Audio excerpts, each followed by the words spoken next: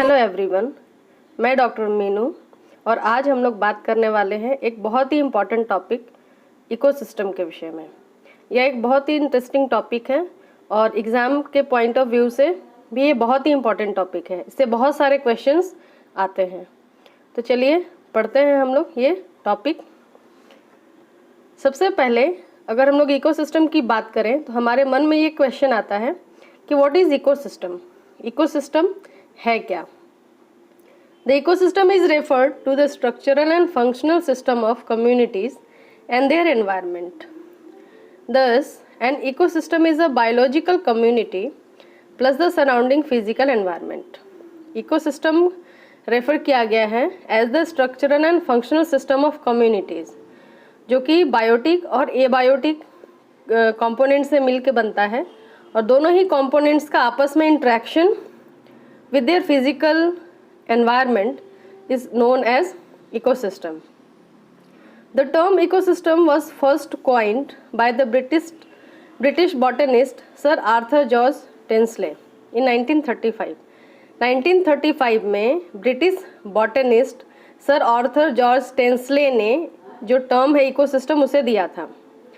अब अगर डेफिनेशन की बात करें तो अकॉर्डिंग टू ई.पी. ऑडम, जो कि ई.पी. ऑडम ने 1971 में एक डेफिनेशन दिया था इकोसिस्टम के regarding. That definition is the ecosystem is the basic functional unit of organisms and their environment interacting with each other and with in their own components. अब इकोसिस्टम क्या है कि इकोसिस्टम एक बेसिक फंक्शनल यूनिट है organisms और उसके surrounding environment का, जिसमें से कि दोनों ही जो ऑर्गेनिज्म हैं और एनवायरनमेंट के जो कंपोनेंट्स हैं वो आपस में इंटरेक्शन करते हैं। The structure of ecosystem is concern with species diversity. और अगर इकोसिस्टम के स्ट्रक्चर की बात करें तो स्पीशीज डाइवर्सिटी से वो बहुत ही ज़्यादा कंसर्न होता है। मतलब higher the species diversity more complex is the ecosystem. The function of an ecosystem is related to the flow of energy and cycling of nutrients through the different trophic level of an ecosystem. जो ecosystem के अगर function की हम लोग बात करें तो ये इसमें इकोसिस्टम में बहुत ही उसके जो ट्रॉफिक लेवल होते हैं उसमें फ्लो ऑफ एनर्जी होता है और इसमें बहुत तरह के न्यूट्रिएंट साइकिल्स जो हैं वो भी परफॉर्म किए जाते हैं। All ecosystem on our earth consist of two basic components. अब देखिए अगर हम लोग स्ट्रक्चरल कंपोनेंट्स ऑफ इकोसिस्टम की बात करें तो ये दो प्रकार के होते हैं। पहला है एबायोटिक कंपोनेंट, दूसरा है बायोटिक कंपोनेंट। अब जितने भी नॉन लिविंग फैक्टर्स होंगे या हम लोग यूँ कह सकते हैं कि एनवायरमेंटल फैक्टर्स होंगे, वो सभी जैसे लाइट हो सकते हैं, वाटर हो सकता है, फायर है, सॉइल है, इसके अलावा मैनी मोर बहुत सारे और फैक्टर्स हो सकते हैं जो कि नॉन लिविंग है, उन्हें हम कहते हैं अबायोटिक फैक्टर। और जितने भी लिविंग फैक्टर होते हैं जो एनवायरनमेंट को इन्फ्लुएंस करते हैं, इकोसिस्टम को इन्फ्लुएंस करते हैं, that components are known as biotic factor. Examples की बात करें तो प्लांट्स आ सकते हैं, एनिमल्स, बैक्टीरिया, फंजाई, ये सभी बायोटिक कंपोनेंट्स हैं इकोसिस्टम के। अब अगर एबायोटिक को भी हम लोग एबायोटिक और बायोटिक जो कंपोनेंट्स हैं इसको फर्दर और भी अलग अलग तरीक़ों से क्लासीफाई किया जा सकता है। अकॉर्डिंग टू एबायोटिक कंपोनेंट्स का जो क्लासिफिकेशन है उसको अगर कार्बन के प्रेजेंस और एब्सेंस के फॉर्म में हम लोग क्लासीफाई करें तो कार्बन का अगर एब्सेंस होगा तो उसे हम लोग इनऑर्गेनिक में रखेंगे और अगर कार्बन प्रेजेंट होगा किसी भी कंपाउंड में तो हम लोग ऑर्गेनिक कंपाउंड्स कहते हैं। अब इनऑर्गेनिक सब्सटेंसेस में कार्बन अपने प्योर फॉर्म में, इसके अलावे nitrogen, carbon dioxide and water, ये सभी जितने गैसियस फॉर्म में हैं ये सभी इनऑर्गेनिक सब्सटेंसेस हैं। और ऑर्गेनिक कंपाउंड्स में जितने भी लिविंग बीइंग होते हैं उनके बॉडी में जो पाए जाने वाले कार्बन कंपाउंड्स हैं they are organic compounds, that is proteins, carbohydrates and lipids. Next जो कैटेगराइजेशन है वो है क्लाइमेटिक रेजिम पे, मतलब किसी भी जगह का जो क्लाइमेटिक कंडीशन है उसके लिए जो जो फैक्टर्स रिस्पॉन्सिबल हैं वो आ जाएंगे सभी क्लाइमेटिक रेजिम्स पे। तो इसके कुछ एग्जांपल्स की बात करें तो temperature, light and other physical factors like wind intensity, humidity, ये सभी है, सॉइल कंडीशंस, ये सभी अदर एबायोटिक फैक्टर्स जो है क्लाइमेटिक रेजिम्स में आएंगे। अब बात करेंगे अगर बायोटिक और लिविंग फैक्टर्स जो इन्फ्लुएंस करेंगे इकोसिस्टम की, तो दे आर ऑफ 2 टाइप्स। वो ब्रॉडली 2 तरीके के होते हैं। पहला है ऑटोट्रॉफिक, दूसरा है हेटेरोट्रॉफिक। ऑटोट्रॉफिक में आएंगे प्रोड्यूसर्स, हेटेरोट्रॉफिक में आएंगे कंज्यूमर्स एंड डिकम्पोजर्स। अब बायोटिक कंपोनेंट्स में हम लोगों ने देखा कि इसे 2 भाग में डिवाइड किया जा सकता है, इसके कंपोनेंट्स को, ऑटोट्रॉफिक एंड हेटेरोट्रॉफिक।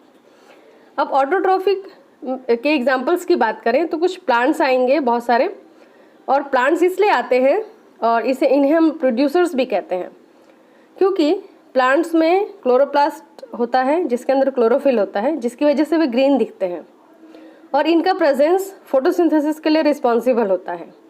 और फोटोसिंथेसिस के थ्रू प्लांट्स क्या करते हैं कि सोलर एनर्जी को ट्रैप करते हैं और उससे फोटोसिंथेसिस के थ्रू कार्बन को फिक्स करते हैं और उसे शुगर में कन्वर्ट करते हैं। और ये शुगर, इसमें जो सोलर एनर्जी है वह केमिकल एनर्जी के फॉर्म में, पोटेंशियल एनर्जी के फॉर्म में स्टोर हो जाता है। अब इस तरीके से भी अपने लिए फूड प्रिपेयर कर सकते हैं, इसीलिए इसे कहा जाता है ऑटोट्रॉफिक कंपोनेंट्स। अब हेटेरोट्रॉफिक कंपोनेंट की अगर हम लोग बात करें तो इसमें एनिमल्स जितने हैं अदर देन प्लांट्स वो सभी आते हैं। एनिमल, बैक्टीरिया, फंजाई, जो अपने से अपना फूड जो है, फूड इन द सेंस कि अपने बॉडी के लिए ग्लूकोज वो सेल्फ सिंथेसाइज नहीं कर पाते हैं और सनलाइट को ट्रैप करके फोटोसिंथेसिस नहीं कर पाते हैं क्योंकि उनमें क्लोरोफिल नहीं होता है। The heterotrophic components, animal, bacteria, fungi utilises the food stored by the autotrophic components. अब इनमें क्लोरोफिल नहीं होगा तो ये फोटोसिंथेसिस नहीं कर पाएंगे और अपने लिए अपना कार्बोहाइड्रेट नहीं बना पाएंगे, जिसकी वजह से उन्हें डिपेंड होना पड़ेगा ऑटोट्रॉफिक कंपोनेंट्स पे for their food requirements, and they rearranges it, finally decomposes the complex material into simple inorganic compounds. अब ये जो हेटेरोट्रॉफिक कंपोनेंट्स हैं इसमें कुछ डिकम्पोजर्स भी आते हैं। अब ये डिकम्पोजर्स क्या करेंगे कि जितने भी कॉम्प्लिकेटेड मैटर हैं किसी भी लिविंग बीइंग के बॉडी मास का, उसे वे डिकम्पोज करेंगे, यानी उसको ब्रेक डाउन कर देंगे इनटू सिंपल इनऑर्गेनिक कंपोनेंट्स। अब अगर हम लोग ऑटोट्रॉफिक कंपोनेंट्स के प्रोड्यूसर्स की बात करें और इसमें कुछ स्पेशल फैक्ट्स को हम लोग इंक्लूड करें, तो जो ये फोटोसिंथेसिस कर पाते हैं उसमें जो प्लांट्स हैं वो कार्बन और वाटर, कार्बन डाइऑक्साइड और वाटर के प्रेजेंस में अपना फूड प्रिपेयर करते हैं, यानी फोटोसिंथेसिस कर पाते हैं। और बहुत सारे जो फोटोसिंथेटिक बैक्टीरिया होते हैं वे सल्फर के प्रेजेंस में अपना जो फोटोसिंथेसिस है वो परफॉर्म करते हैं। जितने भी प्रोड्यूसर्स हैं, इन्हीं प्रोड्यूसर से कोई भी जो फूड चेन होता है वो स्टार्ट होता है। और अगर हम लोग प्रोड्यूसर्स को आइडेंटिफाई करना चाहें तो एक फैक्ट और इम्पॉर्टेंट है कि in all autotrophic organisms production is greater than respiration. यहाँ जो प्रोडक्शन है वो हमेशा रेस्पिरेशन से ज़्यादा होगा। अब हम लोग अगर हेटेरोट्रॉफिक कंपोनेंट्स, डिफरेंट टाइप्स के हेटेरोट्रॉफिक कंपोनेंट की बात करें तो they are of 2 types, consumers and decomposers. और जो कंज्यूमर्स हैं इसे फिर से हम क्लासीफाई कर सकते हैं according to their trophic level, that is primary consumer, secondary consumer, tertiary consumer, quaternary consumer and other consumers. अब प्राइमरी कंज्यूमर्स में हम रखते हैं हर्बीवोर्स को, जो कि प्रोड्यूसर्स पे डायरेक्टली डिपेंड होते हैं for their feeding habit. Secondary consumers जो होते हैं वो प्राइमरी कार्निवोर होते हैं। अब herbivore means they are plant eaters, और जो कार्निवोर होते हैं means they are flesh eaters, वे मांस खाते हैं।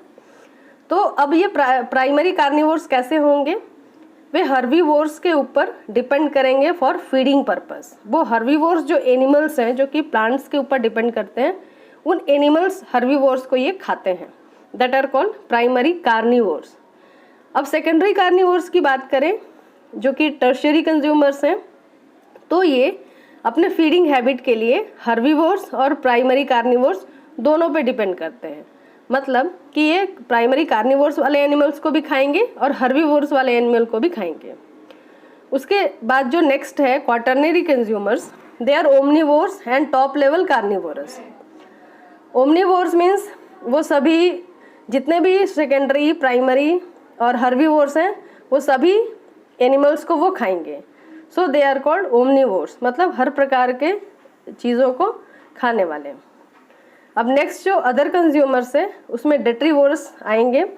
डेट्रीवोर्स ऐसे एनिमल्स हैं जो कि सड़े गले जो डेड बॉडी रिमेन्स होते हैं उसके ऊपर फीड करते हैं और वो एब्जॉर्बिंग जितने भी डिकम्पोज होने के बाद में जो simple chemical, organic, inorganic substances होते हैं उसको ये एब्जॉर्ब कर लेते हैं और उसी पर फीड करते हैं। They are detritivores. और इसके बाद आते हैं डिकम्पोजर्स, जो कि डेड ऑर्गेनिक मैटर को वो डिकम्पोज करेंगे। अब चलिए कुछ एग्जाम्पल्स के साथ समझते हैं कंज्यूमर्स के डिफरेंट लेवल्स को। तो प्राइमरी कंज्यूमर्स में हर्बीवोर्स हैं। अब ये हर्बीवोर्स के कुछ एग्जाम्पल्स हैं जैसे डियर, रैबिट, रोडेंट्स, गॉट, काऊ एक्सेट्रा। और ये क्या है, ये फर्स्ट ऑर्डर ऑफ कंज्यूमर्स हैं, स्ट्रिक्टली हर्बीवोर होते हैं। ये स्ट्रिक्टली हर्बीवोर होते हैं, मतलब किसी भी कंडीशन में प्लांट को छोड़ के वो और किसी चीज़ को ये फीड नहीं करेंगे। इसके बाद आते हैं सेकेंडरी कंज्यूमर्स पे। Secondary consumers are primary carnivores. अब ये क्या है, ये सेकेंड ऑर्डर कंज्यूमर्स हैं।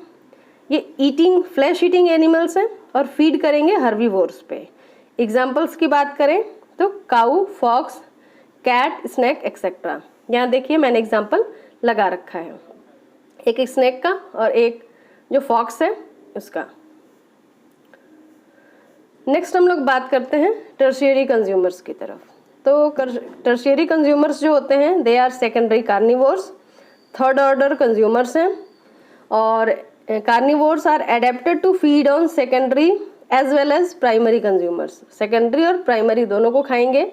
एग्जाम्पल्स हैं snake, wolfs and large fishes. Snake का एग्जाम्पल है और उसके अलावा वुल्फ। अब क्वाटरनरी कंज्यूमर की बात करें तो they are top level carnivores और fourth order consumers, adapted to feed on herbivores, carnivores and omnivores. Examples tiger, lion, vulture, hawk etcetera. Next अगर हम लोग बात करें क्वाटरनरी के बाद नेक्स्ट अदर कंज्यूमर्स। अगर हम लोग अदर कंज्यूमर्स की बात करते हैं तो दे आर डेट्रीवोर्स। डेट्रीवोर्स है means they are fifth order consumers, parasitic plants and animals respectively. For examples, they feed on dead remains of animals and plants and consumed by scavengers and saprophytes for their foods. Examples parasitic plants, fungi. ये जो detritivores animals होते हैं ये specially या तो parasitic nature के भी हो सकते हैं या सेप्रोफाइटिक नेचर के भी हो सकते हैं। अगर पैरासाइट है तो एंडो पैरासाइट भी हो सकते हैं, एक्टो पैरासाइट भी ये हो सकते हैं। इसके अलावा सेप्रोफाइट्स होंगे, मतलब जितने भी सड़े गले चीज़ हैं उस सड़ने गलने यानी डिकम्पोजिशन के प्रोसेस में जो डिफरेंट ऑर्गेनिक मटेरियल्स जो रिलीज होंगे सॉइल में या उस प्लेस पे जहाँ ये सरवाइव कर रहे हैं उस एनवायरनमेंट में, वहाँ से ये अपने लिए डायरेक्टली उन केमिकल मटेरियल्स को एब्जॉर्ब कर लेंगे फॉर देयर फीडिंग पर्पस। अब नेक्स्ट हम बात करते हैं डिकम्पोजर्स की तरफ। What are decomposers? These are heterotrophic organisms such as fungi and bacteria. अब डिकम्पोजर्स की बात करें तो वो हेटरोट्रॉफिक ऑर्गेनिज्म हैं और decomposers feed on the dead protoplasm, breaking down complex organic substances of the cells from dead producers and consumers into simpler compounds. The simpler organic matters are further degraded by other kind of bacteria called transformers. अब ये जो decomposers हैं ये किस चीज़ पे feed करते हैं? ये जो डेड एनिमल्स हैं या प्लांट्स हैं उनका जो सेल से बना हुआ बॉडी है उस डेड सेल के साइटोप्लाज्म या प्रोटोप्लाज्म के ऊपर ये फीड करेंगे और उसमें बहुत सारे कॉम्प्लिकेटेड प्रोटीन और साइटोप्लाज्म में जो ऑर्गेनेल्स हैं वो जिससे बने हैं, प्रोटीन है, फैट है, लिपिड है, न्यूक्लिक एसिड है, अमीनो एसिड्स है, ये सभी को वो क्या करते हैं, वो उसके जो कंस्टिट्यूएंट सिंपलर कंपाउंड्स हैं उस फॉर्म में ये डिग्रेड कर देंगे, और इसमें बहुत सारे बैक्टीरिया भी अपना रोल परफॉर्म करते हैं।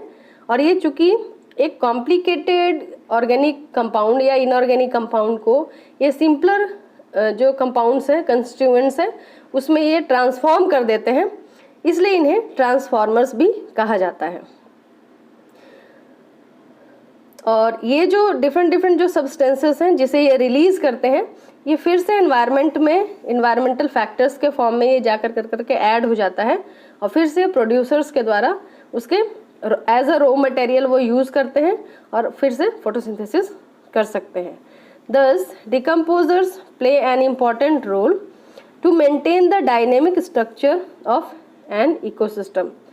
अब ये डिकम्पोजर्स जो हैं बहुत ही इंपॉर्टेंट रोल प्ले करते हैं, क्योंकि ये प्रोड्यूसर्स को भी डिकम्पोज करेंगे, कंज्यूमर्स को भी डिकम्पोज करेंगे, और जो न्यूट्रिएंट्स का जो साइकिल है उसे ये मेंटेन रखते हैं, और इस तरीके से जो डायनेमिक नेचर है इकोसिस्टम का वो मेंटेन होता है। अब कुछ एग्जांपल्स की अगर हम लोग बात करें फंजाई और बैक्टीरिया के लिए, तो डिकम्पोजर्स के कुछ एग्जांपल्स हैं फंजाई और बैक्टीरिया। आप यहाँ देख सकते हैं कुछ बैक्टीरिया और फंजाई का यहाँ पिक्चर जो है मैंने लगा रखा है। बच्चों, आज के लिए इतना ही, और आशा है कि इकोसिस्टम के सारे कंपोनेंट्स आपको समझ में आए होंगे, विथ डायग्राम, और इंटरेस्टिंग लगा होगा, और अच्छे तरीके से आपने इंटरेस्ट लेकर करके सारे ही जो कंपोनेंट्स है उसे स्टडी किया होगा, और इकोसिस्टम का कॉन्सेप्ट आपको अच्छे तरीके से आपने अंडरस्टैंड कर लिया है। और एग्ज़ाम के पर्पज़ से मैंने इसलिए कंटेंट और एक्सप्लेनेशन दोनों ही अपने वीडियोस में मैं हमेशा ही रखती हूँ, वैसे बच्चों के लिए जिनके पास जो कि बुक अफोर्ड नहीं कर सकते हैं, और उनको मतलब मेरे वीडियो को देख करके वो कंटेंट भी अवेलेबल हो सके एग्ज़ाम के पॉइंट ऑफ व्यू से, प्लस जो भी कंटेंट इसमें अवेलेबल है मैं उसे एक्सप्लेन करती हूँ ताकि उस चीज़ को वो अच्छे तरीके से समझ भी सकें। अगर मेरा वीडियो आपको पसंद आता है तो kindly subscribe me and like and share my videos to needy students. Thank you very much. Thank you for watching.